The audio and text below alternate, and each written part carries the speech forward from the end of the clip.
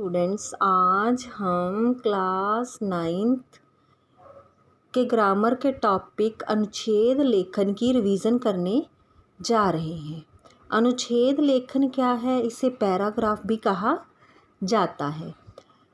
यह निबंध लेखन का लघु रूप होता है।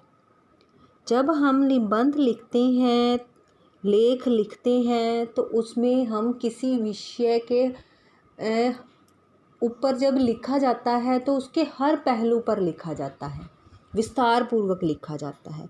लेकिन अनुच्छेद लेखन में हम सीमित शब्दों में उस विषय के किसी एक पहलू के बारे में लिखते हैं।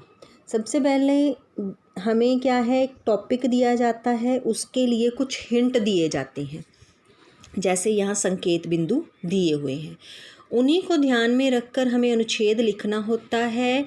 हमें ये टॉपिक 5 मार्क्स का आता है एग्ज़ाम में। आज हम करते हैं करत करत अभ्यास के जड़मत होत सुजान, कि बार बार अभ्यास करने से जड़ बुद्धि, जड़मत मतलब मूर्ख, व्यक्ति भी सुजान यानी विद्वान बन जाता है अभ्यास करने से। संकेत बिंदु क्या है? भूमिका, अभ्यास की महत्ता, गुणों का विकास, बुद्धि का बढ़ना, परिपक्वता, साधना की सफलता का मूल और उपसहार। ये हैं कुछ हिंट्स।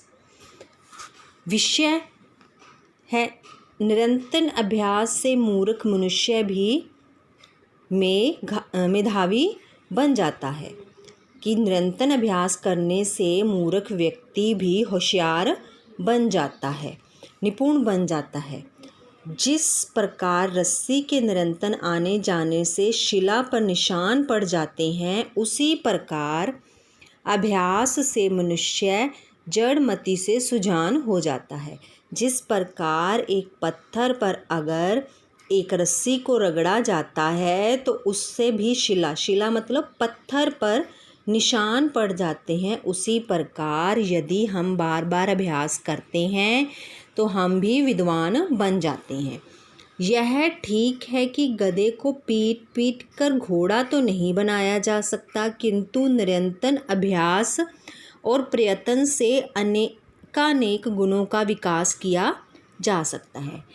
इसमें कहा गया है कि ये ठीक है कि जो गधा है उसको पीट पीट कर हम घोड़ा तो नहीं बना सकते, घोड़ा तेज़ दौड़ता है ना, ठीक है। तो उसी तरह से हम गधे को पीट पीट कर लंबी दौड़ तो लगवा सकते हैं, लेकिन उसे हम घोड़ा नहीं बना सकते। कहने का भाव ये है कि अभ्यास करने से बहुत सारे, यानी कि जड़ बुद्धि व्यक्ति में भी, मूर्ख व्यक्ति में भी बहुत सारे अच्छे गुणों का विकास किया जा सकता है। उदाहरण तक कवियों में कविता करने की शक्ति ईश्वर प्रदत्त होती है, यानी कि जो कवि हैं उन्हें कविता लिखने की जो देन है वो परमात्मा द्वारा प्राप्त होती है। परंतु निरंतर अभ्यास से भी कविता संपादित की जा सकती है, कि जो हम निरंतर अभ्यास करते हैं उससे भी क्या है, अभ्यास करने से, प्रैक्टिस करने से भी जो कविता है उसको रचा जा सकता है। सच तो यह है कि अभ्यास सबके लिए आवश्यक है।